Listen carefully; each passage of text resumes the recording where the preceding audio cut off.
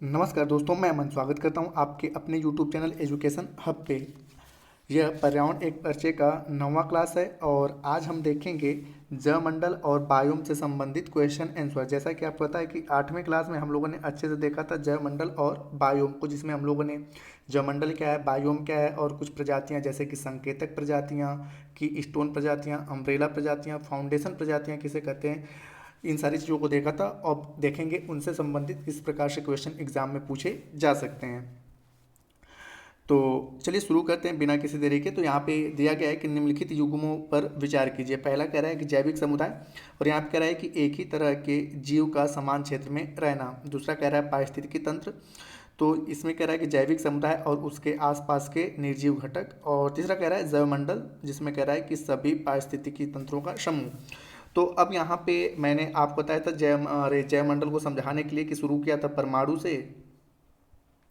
परमाणुओं का समूह अणु कहलाता है, अणुओं का समूह कोशिका कहलाता है। और इसी प्रकार से हमने आपको बताया था जनसंख्या। ठीक है, जनसंख्या, तो जनसंख्या किसे कहते हैं, तो एक ही तरह के जीवों का एक समान क्षेत्र में रहना।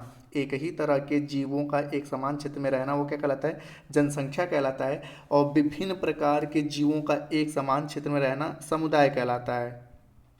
ठीक है, तो यहाँ पर जो जैविक समुदाय के आगे डिफिनेशन लिखा गया है किसका है, समुदाय का नहीं है, जनसंख्या का है। ठीक है, यह समुदाय का नहीं है, जनसंख्या का, इसलिए पहला वाला क्या है, गलत है। जनसंख्या किसे कहते हैं, एक ही तरह के जीवों का एक समान क्षेत्र में रहना। जैसे कि जहाँ पर केवल मनुष्य रह रहे हैं, जहाँ पर केवल भैंस रह रहे हैं, जहाँ पर केवल बकरियाँ रह रही हैं, तो केवल अगर लग जाए एक ही तरह के तो क्या कहलाता है, जनसंख्या। लेकिन भैंस, बकरी, मनुष्य एक समान क्षेत्र में एक साथ रहने लगे तो इसे हम क्या कहते हैं, समुदाय कहते हैं। तो पहला वाला आपका क्या है, गलत है। दूसरा कह रहा है पारिस्थितिकी तंत्र, तो पारिस्थितिकी तंत्र किसे कहते हैं कि अपने आसपास के जैविक और अजैविक घटकों को हम क्या कहते हैं, पारिस्थितिकी तंत्र कहते हैं। तो जब जैविक समुदाय और उसके आसपास के निर्जीव घटक, तो ये आपका क्या होता है, सही होता है। और तीसरा कह रहा है जैवमंडल किसे कहते हैं, तो मैंने आपको बताया सभी पारिस्थितिकी तंत्रों के समूह को हम क्या कहते हैं, जैवमंडल। तो इस प्रकार से दूसरा और तीसरा आपका सही है। तो सही ऑप्शन कौन सा होता है, आपका बी वाला। अगला कह रहा है कि निम्नलिखित कथनों पर विचार कीजिए। पहला कह रहा है आपका कि की स्टोन प्रजातियां संख्या एवं जय भार की दृष्टि से किसी समुदाय में प्रमुख होती हैं। प्रमुख का मतलब कि अधिक होती हैं। दूसरा कह रहा है कि की स्टोन प्रजातियां समुदाय के अभिलक्षणों पर अपना प्रभाव दर्शाती हैं। तो यहाँ पर देखते हैं कि की स्टोन प्रजातियां जो होती हैं ये क्या होती हैं कि समुदाय में इनकी प्रचुरता तो होती है, मतलब कि इनकी संख्या तो अधिक होती है, संख्या अधिक होती है। जैव भार इनका क्या होता है, कम होता है, कम होता है के बावजूद भी सामुदायिक अभिलक्षणों पर अपना प्रभाव दर्शाती हैं। अर्थात की स्टोन प्रजातियां जो होती हैं कि अगर ये गायब हो जाएं तो पूरा वहाँ का इकोसिस्टम में क्या हो जाए, गायब हो जाए। तो संख्या अधिक होती है लेकिन जैव भार इनका कम होता है, इनके बावजूद भी सामुदायिक अभिलक्षणों पर ये अपना प्रभाव दर्शाती है। जैसे कि मैंने 8वें लेक्चर में जब की स्टोन पढ़ा रहा था तो शेर के बारे में बता रहा था कि अगर शेर को जंगल से गायब कर दिया जाए तो पूरा वहाँ का इकोसिस्टम में क्या हो जाएगा, समाप्त हो जाएगा। क्योंकि शेर जब गायब होगा तो हिरणों की संख्या क्या होगी, शुरुआती दौर में बढ़ेगी। जब हिरणों की संख्या बढ़ेगी तो घास जो उनके खाद्यान्न में उनमें क्या आएगी, कमी आएगी। तो एक समय ऐसा आएगा कि घास समाप्त हो जाएगा। जब घास समाप्त होगा तो हिरण क्या हो जाएंगे, भूखे मरने लगेंगे। और ये स्थिति क्यों आई, तो क्योंकि शेर और बाघ जैसे जीव जंतु क्या हो गए, वहाँ से हट गए हैं, समाप्त हो गए हैं। तो शेर और बाघ जैसे जीव जंतु क्या कहलाते हैं, की स्टोन प्रजाति कहलाते हैं। तो यहाँ पे कह रहा है कि की स्टोन समुदाय के अभिलक्षणों पर अपना प्रभाव दर्शाती है। दूसरा वाला तो सही है, लेकिन पहला कह रहा है कि यह संख्या और व्यवहार की दृष्टि से प्रमुख होता है। तो पहला वाला क्या है, गलत है, क्योंकि संख्या में तो अधिक होता है लेकिन व्यवहार में इनकी क्या होती है, कमी होती है। तो इस प्रकार से आप देख पाओगे कि केवल तीसरा वाला ऑप्शन आपका सही होता है। अगला कह रहा है निम्नलिखित में से किसमें जाति विविधता अधिक पाई जाती है। जाति विविधता का मतलब कहाँ पर सबसे अधिक मात्रा में जीव जंतुओं की संख्या, विभिन्न प्रकार के जीव जंतुओं की संख्या की अधिकता पाई जाती है। पहला कह रहा है उष्णकटिबंधीय वर्षा वन, दूसरा कह रहा है पर्णपाती वन, तीसरा कह रहा है घास स्थल वन और चौथा कह रहा है मरुस्थल। तो मरुस्थल सभी लोग जानते हैं, डेजर्ट घास स्थल जहाँ पे घास पाए जाते हैं। पर्णपाती वन को हम लोग पतझड़ वन के नाम से भी जानते हैं। और ये कह रहा है उष्णकटिबंधीय वर्षा वन, तो उष्णकटिबंधीय वर्षा वन को ही हम लोग सदाबहार वन के नाम से भी जानते हैं। ठीक है, उष्णकटिबंधीय वर्षा वन को हम लोग सदाबहार वन के नाम से जानते हैं।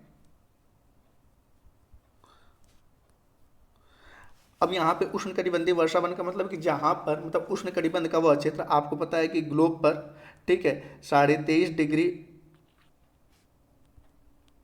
उत्तरी अक्षांश से 23.5 डिग्री दक्षिणी अक्षांश के मध्य क्या पाया जाता है, उष्णकटिबंध पाया जाता है। उष्ण कटिबंध पाया जाता है 23.5 डिग्री उत्तरी अक्षांश से लेकर 23.5 डिग्री दक्षिणी अक्षांश। और उष्ण कटिबंध दो प्रकार के होते हैं, एक होता है उष्ण कटिबंधीय पर्णपाती वन और एक होता है उष्ण कटिबंधीय वर्षावन। तो उष्ण कटिबंधीय वर्षावन जो होता है वह 10 डिग्री उत्तरी अक्षांश से 10 डिग्री दक्षिणी अक्षांश के मध्य में पाया जाता है, कि जहाँ पर वर्षा अधिक मात्रा में होती है, और इन्हीं क्षेत्रों में क्या होते हैं, आपके सदाबहार वन पाए जाते हैं। तो इनको हम लोग अगले क्लास में अच्छे से देखेंगे। बस यहाँ पे ये बताने की कोशिश करते हैं आपको समझाने के लिए कि जैसे आपने देखा होगा गर्मी और गर्मी, जैसे कि प्रेजेंट टाइम में ठंडी, ठंडी के बाद गर्मी, गर्मी के बाद क्या आता है, बरसात आता है, गर्मी के बाद वर्षा आता है। तो आपने देखा होगा कि जैसे ही गर्मी के बाद वर्षा आता है, वहाँ जैसे ही पहली बारिश होती है, बहुत अधिक मात्रा में हमें जीव जंतु दिखाई देने लगते हैं, ठीक है, और चारों तरफ हरी हरी घास दिखाई देने लगती है, ठीक है, जीव जंतु भी अधिक मात्रा में, छोटे मोटे कीड़े मकोड़े भी दिखाई देने लगते हैं। ये कब होता है, जब वर्षा होता है। अच्छा, जब तक वर्षा नहीं होता है तो हमें ना घास हरी हरी दिखाई देती है, ना विभिन्न प्रकार के जीव जंतु दिखाई देते हैं, इक्का दुक्का दिखाई देते हैं। लेकिन जैसे ही बरसात होती है वैसे ही विभिन्न प्रकार के छोटे मोटे कीड़े मकोड़े और विभिन्न प्रकार के पौधे वनस्पतियां दिखाई देने लगती हैं। तो इस प्रकार से आप देख सकते हो ना कि जहां पर वर्षा अधिक मात्रा में होगी वहां पर जाति विविधता क्या होगी, अधिक मात्रा में पाई जाएगी। तो यहाँ पर सही ऑप्शन आपका क्या होता है, ए वाला, कि सबसे अधिक जाति विविधता कहाँ पर पाई जाएगी, उष्णकटिबंधीय वर्षावन। और यह उष्णकटिबंधीय वर्षावन कहाँ पाया जाता है, तो भूमध्य रेखा की पेटी में, भूमध्य रेखा के क्षेत्र में, भूमध्य रेखा की पेटी में, ठीक है, ये आपके उष्णकटिबंधीय वर्षावन पाए जाते हैं। अगला क्वेश्चन है, निम्नलिखित में से कौन सी प्रजाति पारिस्थितिकी तंत्र की हानि से तुरंत प्रभावित होती है। पहला कह रहा है कीस्टोन, दूसरा कह रहा है फाउंडेशन प्रजाति, तीसरा कह रहा है कि अम्ब्रेला प्रजाति, और चौथा कह रहा है संकेतक प्रजाति। तो हमने कीस्टोन प्रजाति के बारे में बताया कि यह समुदाय में प्रचुरता और जैव भार की अल्पता के बावजूद भी सामुदायिक अभिलक्षणों पर अपना प्रभाव दर्शाती है। इन्हें हम क्या कहते हैं, कीस्टोन प्रजाति कहते हैं। फाउंडेशन प्रजाति की जो अन्य प्रजातियों का संरक्षण और निर्माण करती हैं, जो अन्य प्रजातियों का संरक्षण और निर्माण करते हैं उसे हम क्या कहते हैं, फाउंडेशन प्रजाति। जैसे कि मैंने आपको बताया था कोरल, जिसको हम लोग प्रवाल भी कहते हैं। अगर आपको समझ में नहीं आ रहा हो तो आप पिछला लेक्चर देख सकते हैं। तो कोरल या प्रवाल। और अम्ब्रेला प्रजाति के बारे में बताया था कि इसका कोई अंतर्राष्ट्रीय डिफिनीशन परिभाषा नहीं है, बहुत हद तक की स्टोन प्रजातियों की भांति ही कार्य करती हैं। और उसके बाद मैंने बताया था संकेतक प्रजाति की किसी भी प्रकार के पर्यावरणीय परिवर्तन होते हैं तो सबसे पहले क्या होते हैं, बड़े संवेदनशील होते हैं और सबसे पहले इनके ऊपर प्रभाव दिखता है। जैसे कि वायु प्रदूषण के लिए मैंने बता रखा था लाइकेन। अगर किसी क्षेत्र का वायु प्रदूषण होता है तो सबसे पहले क्या क्या होता है, लाइकेन। और जल प्रदूषण के लिए मैंने बता रखा था मछली, कि जैसे ही जल प्रदूषित होता है सबसे पहले कौन मरती है, मछलियां मरती हैं। तो इस प्रकार की प्रजातियों को हम क्या कहते हैं, इंडिकेटर स्पीसीज यानी कि संकेतक प्रजाति। अगला है कोर प्रभाव यानी कि एज इफेक्ट के संदर्भ में निम्न कथनों पर विचार कीजिए। पहला कह रहा है कोर प्रभाव एक पारिस्थितिकी अवधारणा है जो संक्रमिका से संबंधित है। दूसरा कह रहा है आपका कि कोर प्रभाव वाले जो क्षेत्र होते हैं विशिष्ट प्रजातियां पाई जाती हैं जो आसन्न परितंत्र में नहीं होती हैं। तो यहाँ पर मैंने बताया था कि कोर प्रभाव किसे कहते हैं। तो सबसे पहले संक्रमिका के बारे में जान लेते हैं। संक्रमिका मतलब है कि इकोटोन।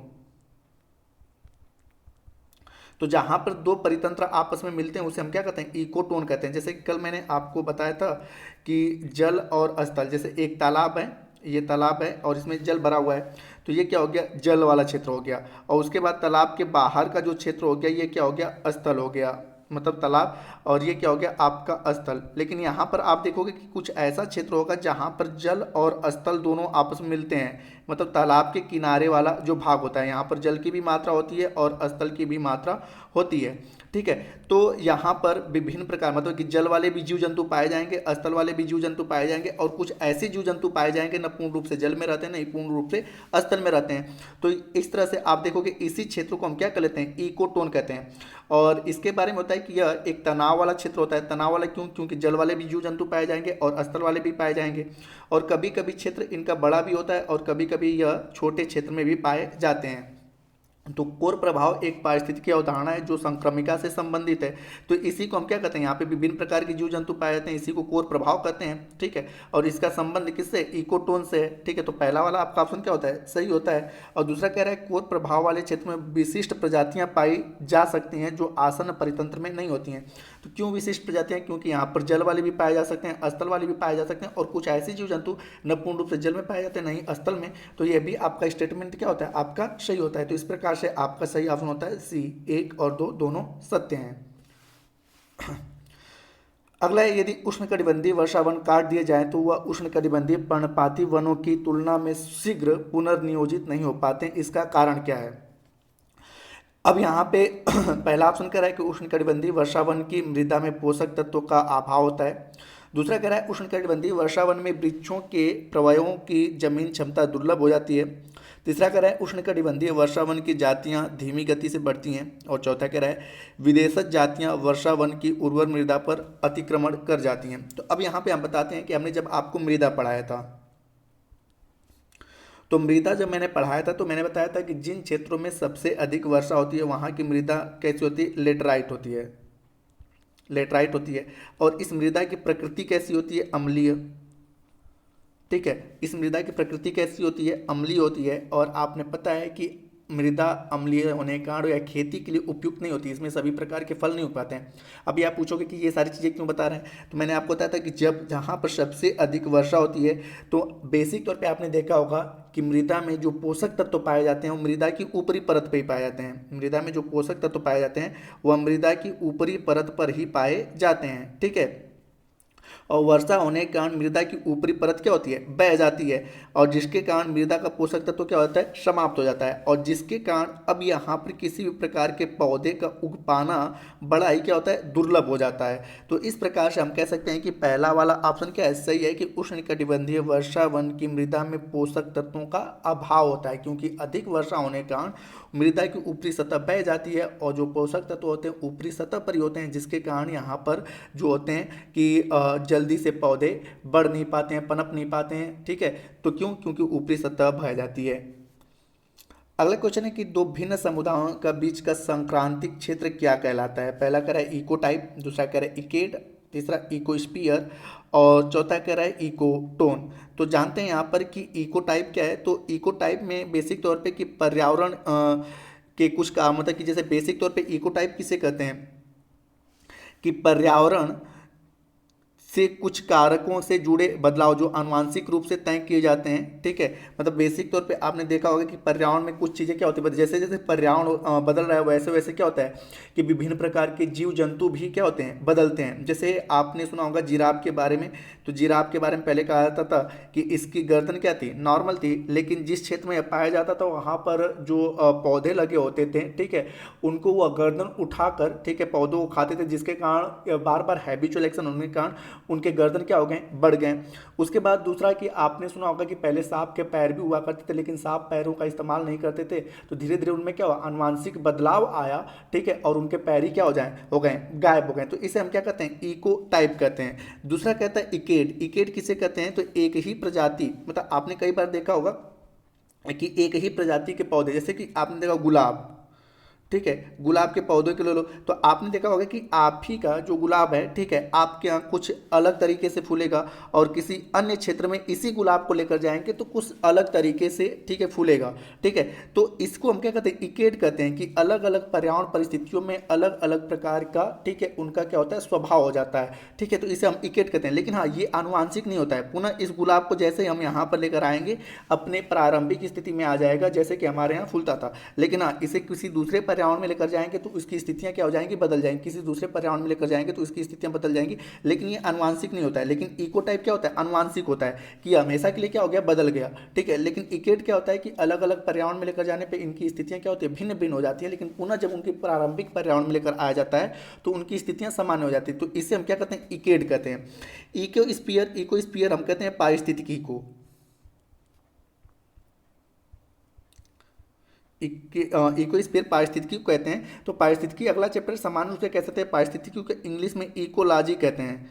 ठीक है, इकोलॉजी कहते हैं, इकोलॉजी का मतलब होता है अध्ययन। किसका अध्ययन? जैविक और अजैविक समुदायों का जो अध्ययन किया जाता है उसे हम क्या कहते हैं? इकोलॉजी कहते हैं। और इकोटोन, जैसा कि मैंने पिछले क्वेश्चन में बताया कि इकोटोन को हम लोग क्या कहते हैं? संक्रमिका कहते हैं।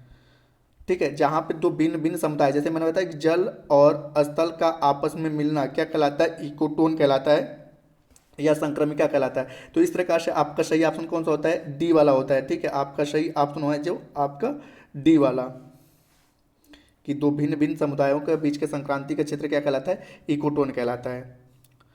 अगला क्वेश्चन कह रहा है कि निम्नलिखित में से कौन सा संक्रमिका के संदर्भ में सही है? पहला कह रहा है कि यह अत्यधिक तनाव का क्षेत्र होता है। ठीक है, दूसरा कह रहा है कि इस क्षेत्र में कुछ ऐसे जीव पाए जाते हैं जो आसन्न परितंत्र से पूरी तरह अलग होते हैं। तीसरा कह रहा है कि संक्रमिका का क्षेत्र सदैव विस्तृत होता है। तो जैसा कि मैंने बताया कि संक्रमिका जो होता है तनाव वाला, इकोटोन जो होता है तनाव वाला क्षेत्र होता है, क्योंकि यहाँ पर दो परितंत्र वाले जीव पाए जाते हैं, तो ये बिल्कुल आपका सही है। दूसरा कह रहा है कि इस क्षेत्र में कुछ ऐसे जीव पाए जाते हैं जो आसन्न है, मतलब कि जल, जैसे मैंने बताया कि जल और स्थल वाले परितंत्र से पूरी तरह से क्या होते हैं? अलग होते हैं। ये भी बिल्कुल सही है कि कुछ ऐसे जीव जंतु पाए जाएंगे जो न पूर्ण रूप से जल में रहते हैं न पूर्ण रूप से स्थल में, कुछ ऐसे जीव जंतु पाए जाएंगे न पूर्ण रूप से जंगल में रहते हैं न पूर्ण रूप से घास वाले मैदान में रहते हैं, उसके किनारे वाले क्षेत्र में, तो ये बिल्कुल क्या होते हैं? उनसे अलग होते हैं। दूसरा भी क्या है? गलत है। और तीसरा कह रहा है कि संक्रमिका का क्षेत्र सदैव विस्तृत होता है। तो यहाँ पे मैंने बताया कि इनका क्षेत्र, ठीक है, विस्तृत भी हो सकता है और छोटा भी हो सकता है, जरूरी नहीं है कि बड़ा ही रहे या छोटा रहे। तो तीसरा वाला क्या होता है? आपका गलत हो जाता है। तो इस प्रकार से आपका कौन सा सही है? पहला और दूसरा, पहला और दूसरा। अगला क्वेश्चन है, निम्नलिखित में से किस बायोम में प्राथमिक उत्पादकता सर्वाधिक पाई जाती है? बायोम के बारे में बताया था कि जहाँ पर विभिन्न प्रकार के जीव जंतु, विभिन्न प्रकार के पारिस्थितिकियाँ पाई जाती हैं। ठीक है, उन्हें हम क्या कहते हैं? बायोम कहते हैं। तो पहला है क्या आपका? मानसूनी बायोम। दूसरा कह रहा है कि घास स्थलीय बायोम। तीसरा कह रहा है टैगा बायोम। और चौथा कह रहा है विषुवत रेखीय बायोम। तो यहाँ पे मानसूनी बायोम को आपको बता दें कि मानसूनी बायोम को पर्णपाती बायोम भी कहा जाता है। पर्णपाती वन जहाँ पर पाए जाते हैं।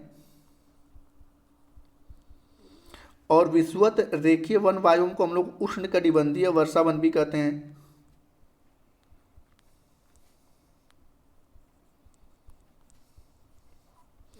टैगा और टुंड्रा प्रदेश को हम लोग पढ़ेंगे। ठीक है, मूलतः ठंडे वाले क्षेत्रों में पाए जाते हैं। घास स्थलीय, जिसमें हम विभिन्न प्रकार की घास के मैदानों के बारे में चर्चा कर लेंगे।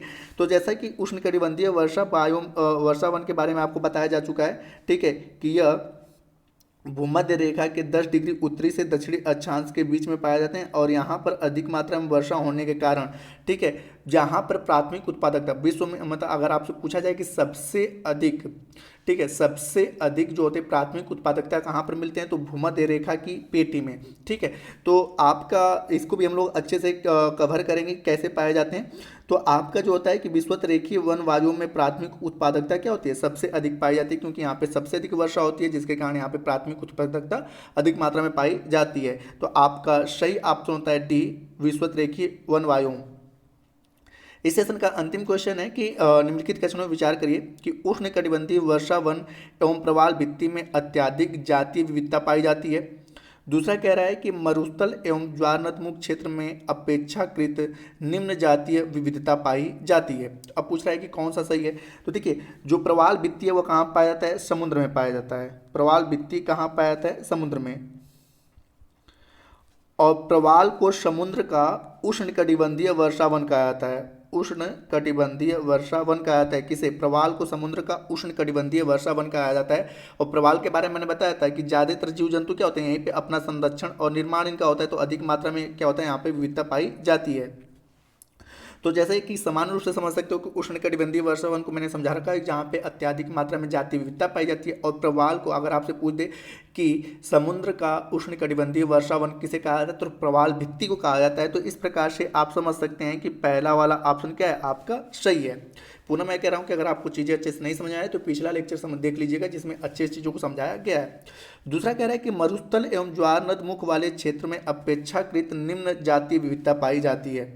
तो यहाँ पर मरुस्थल के बारे में बात करें तो मरुस्थल आपने पता है कि जहाँ पर बहुत ही कम मात्रा में जातीय विविधता मतलब विभिन्न प्रकार की जीव जंतुओं की संख्या कम पाई जाती है। और ज्वारनदमुख किसे कहते हैं, तो आपने सुना होगा एक डेल्टा होता है और एक होता है एस्चुअरी। तो डेल्टा वे सभी नदियाँ जो बंगाल की खाड़ी में गिरती हैं वो किसका निर्माण करती हैं, डेल्टा का।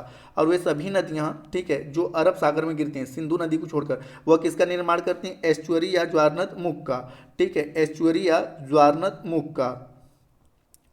तो यहाँ पे कह रहा है कि इनकी अपेक्षा उष्णकटिबंधीय वर्षावन और प्रवाल भित्ति की अपेक्षा मरुस्थल और ज्वारनदमुख में, ठीक है, जातीय विविधता कम पाई जाती है। तो ये भी क्या ऐसे ही, क्योंकि सबसे अधिक जातीय विविधता इन्हीं क्षेत्रों में पाई जाती है। इस प्रकार से आप देख पाओगे दोनों के दोनों ऑप्शन आपके सही हैं। तो दोस्तों ये रहे आपके जैवमंडल और बायोम से संबंधित क्वेश्चन आंसर, और मुझे उम्मीद है कि ये आपको पसंद आया होगा। और अगर आप चैनल पर नए हैं तो चैनल को सब्सक्राइब करें और अपने दोस्तों को इस वीडियो को शेयर करें। एवं इस पीडीएफ को प्राप्त करने के लिए आप हमारे टेलीग्राम से जुड़ सकते हैं, जिसका लिंक वीडियो की डिस्क्रिप्शन में दिया हुआ है। ठीक है, और साथ ही साथ अगला जो चैप्टर रहेगा उसमें हम लोग केवल देखेंगे पारिस्थितिकी को, जिसको हम लोग इंग्लिश में इकोलॉजी कहते हैं। ठीक है, इकोलॉजी। तो अगला जो चैप्टर रहेगा हम लोगों का पारिस्थितिकी रहेगा। तो पहले पारिस्थितिकी को देखेंगे और इसी प्रकार से पारिस्थितिकी संबंधित क्वेश्चन आंसर्स को देखेंगे। तो वीडियो पसंद आया तो वीडियो को लाइक करें, कमेंट करें तथा अपने दोस्तों के साथ शेयर करें।